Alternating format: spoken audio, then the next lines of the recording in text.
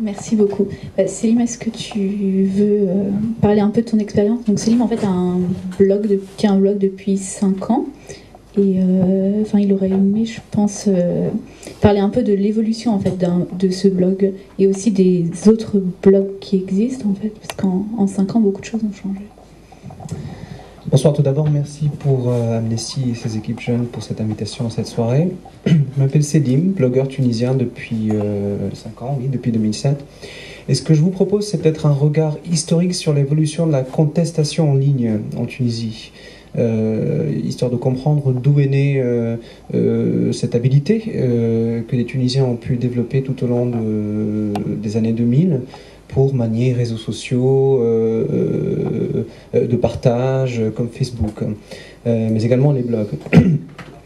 Le contexte fin des années 90, Ben Ali, dictateur bien enraciné déjà, au pouvoir depuis 1987, qui a su instaurer un véritable blackout médiatique, c'est-à-dire que tout média mainstream ou classique ne faisait que relayer la propagande d'État. On avait donc une image très biaisée de ce qui se passait en Tunisie sur le plan social, économique et surtout politique, bien que les Tunisiens pouvaient s'informer via les chaînes satellitaires et surtout Al Jazeera, et avoir un autre une autre version des faits. Fin des années 90, apparaît le premier groupe contestataire en ligne qui s'appelle Takriz, sous forme d'un e-magazine, tenu par des jeunes basés essentiellement à l'étranger, pas en Tunisie. Chose importante parce que déjà à l'époque, Ben Ali a su mettre en place une véritable police politique sur Internet dont le rôle était de surveiller ce qui se disait.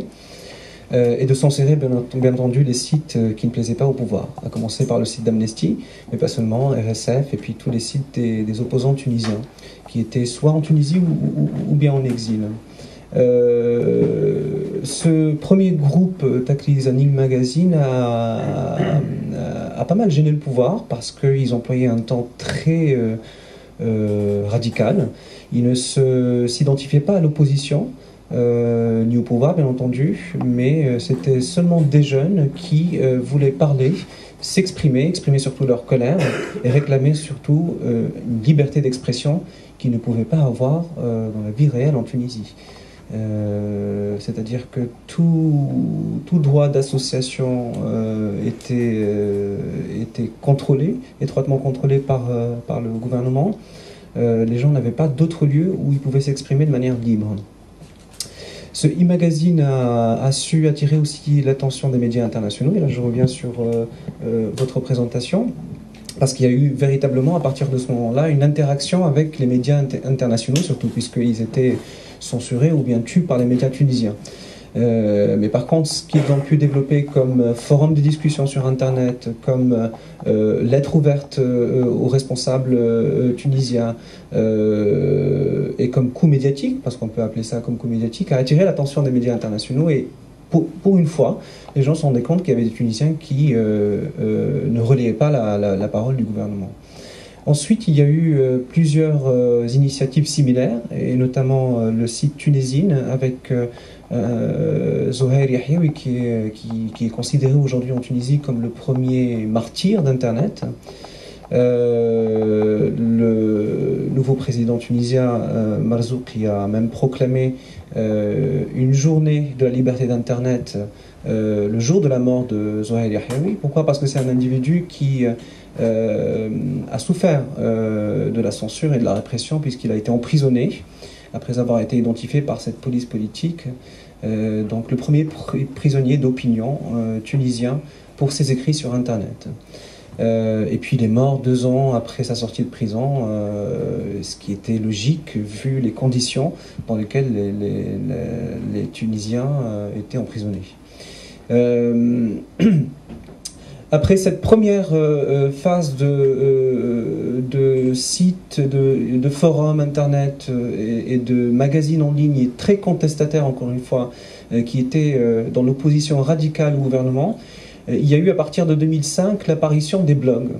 Alors qu'est-ce qu'un blog? Avant tout, c'est un espace personnel où les gens racontaient ce qu'ils souhaitaient, et surtout l'aspect personnel de leur vie. En tout cas, c'était un peu le temps des premiers blogs tunisiens en 2005 et 2006.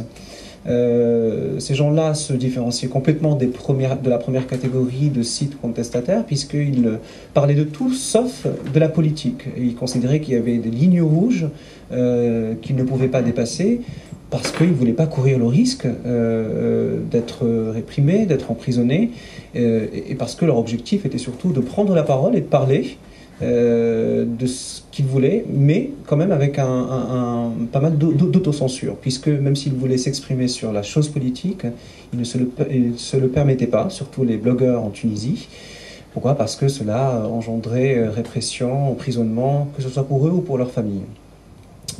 Et là, j'aimerais signaler aussi le rôle de la diaspora, qui a aussi ouvert quelques blogs et qui, paradoxalement, a eu un temps beaucoup plus contestataire. Et je me considère faisant partie de cette catégorie, puisque je me suis installé en 2005 en France, et c'est en 2007 que j'ai lancé mon blog à partir de la France. Donc j'avais un meilleur accès à l'information par rapport aux blogueurs tunisiens, qui eux avaient un internet limité, puisque la majorité des sites où on pouvait trouver des informations sur la politique tunisienne étaient censurées à partir de la Tunisie. On ne courait pas le risque d'être identifié, puisque nos adresses IP, encore heureux, ne pouvaient pas être communiquées par les fournisseurs d'accès français au gouvernement tunisien. Donc on avait une liberté de temps, une marge de manœuvre beaucoup plus importante que nos amis tunisiens.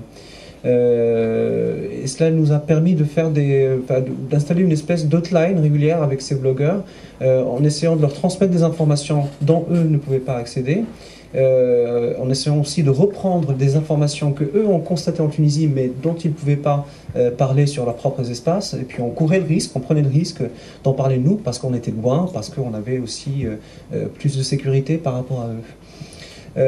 À partir de 2007, il y a eu un mouvement de contestation dans la blogosphère, qui a été rejoint aussi par la première catégorie de contestataires, c'est-à-dire les cyberdissidents, et dont le point central était la lutte contre la censure.